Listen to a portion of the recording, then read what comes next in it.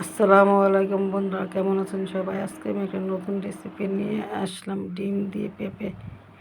ডিমটা আমি চুলাতে সিদ্ধ বসিয়ে দিলাম, আর আমার পেঁপেটা ভালোভাবে কেটে নিয়েছি।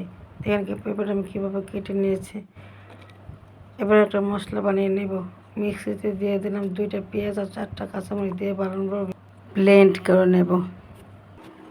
এবার চুলাতে চলে আসলাম, দেখুন ডিমটা আমার সিদ্ধ হয়েছে, ভালোভাবে ছিলে নেব। ভিডিওটা দেখতে দেখতে যারা এই পর্যন্ত চলে এসেছেন, একটা লাইক দিতে ভুলে গেছেন, একটা লাইক দিয়ে ফলোয়ার্স করে দেখে নেবেন। আপনার একটা লাইক আমার কাছে অনেক মূল্যবান। এই ধ্যান ডিমটা আমি ছড়িয়ে নিয়েছি, এবার মাঝখান থেকে কেটে নেব।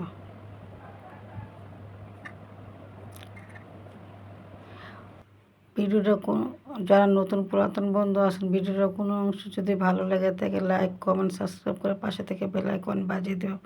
পরবর্তী ভিডিও আসতে আপনার কাছে নোটিফিকেশন পৌঁছে যাবে। সবগুলো ডিম আমার কাটা হয়ে গেছে, এবার লবণ হলুদ দিয়ে ভালোভাবে মাখিয়ে নেব। তখন মাখানো হয়ে গেছে, চলে আসলাম চুলাতে। এবার ফ্রাই প্যান বসিয়ে দিয়ে দিলাম সরিষার তেল। তেলটা গরম হয়ে গেছে, এবার একে একে সবগুলো ডিম আমি দিয়ে দেব। এভাবে পেঁপে রান্না করে খেয়ে দেখবেন, যে পছন্দ না করে সেও পছন্দ করবে। এবার এক প্লেট ভাজা হয়েছে, আমি উল্টিয়ে দেব। এবার আমার ডিমটি ভাজা হয়েছে, আমি নামিয়ে নেব।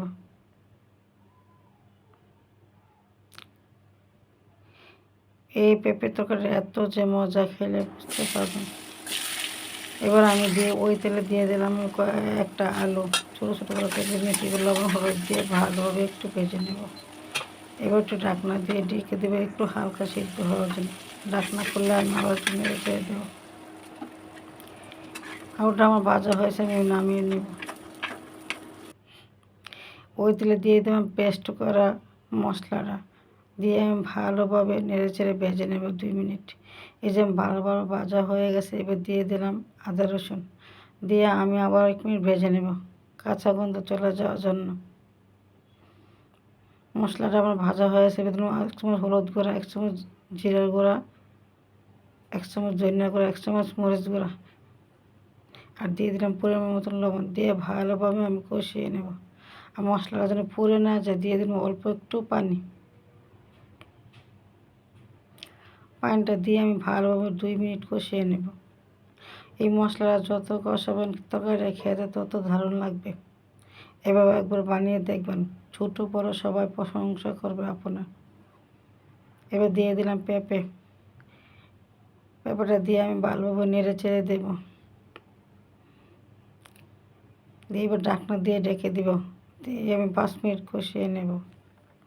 ঢাকনা খুলে আমি আরবার একটু নেড়ে চেড়ে দেব। ঢাকনা দিয়ে আমি আরও 2-3 মিনিট কষিয়ে নেব। এই পেঁপেটা যত কষাবেন খেতে তত মজা হবে, আর একটু সিদ্ধ হয়ে যাবে। এবার আলুগুলো দিয়ে দিলাম, দিয়ে আলু আর পেঁপেগুলো আমি ভালোভাবে আরও 5 মিনিট কষাবো। এবার ঢাকনা দিয়ে ঢেকে দেব। ঢাকনা করে নেড়ে চেড়ে দেব। এবার কষানো হয়ে গেছে, দিয়ে দিলাম পরিমাণ মতো পানি।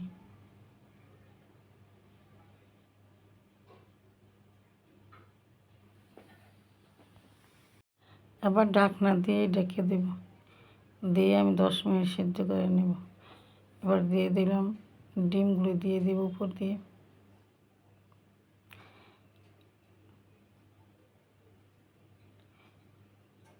ডিমগুলো দিয়ে আমি একটু নেড়ে চেড়ে দেবো, আর উপর দিয়ে ছড়িয়ে দেবো ধনে